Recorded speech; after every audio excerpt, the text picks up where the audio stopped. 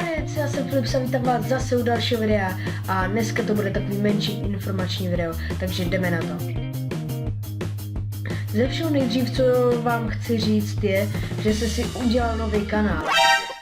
Nemyslete si, neskončím tady s tímhle, to je jasný.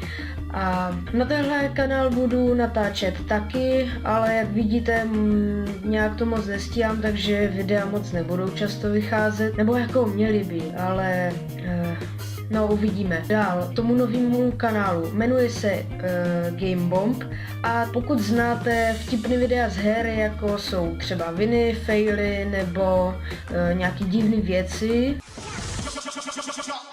třeba bugy, glitche a tak dál, tak na to jsem vytvořil ten kanál. Teprve začínám, mám svých pár videí, ale to mi nestačí, musíte mi vy pomoct.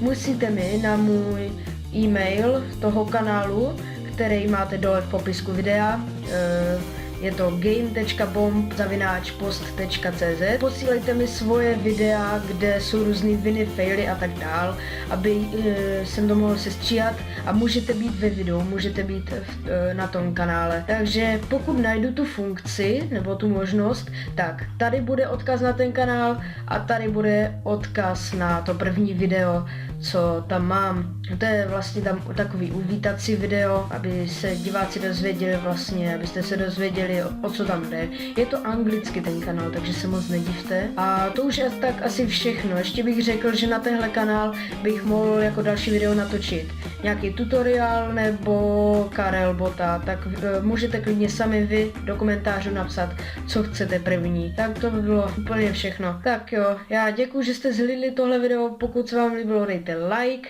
odběr anebo komentář a já se na vás těším s dalším videem. Zdarec!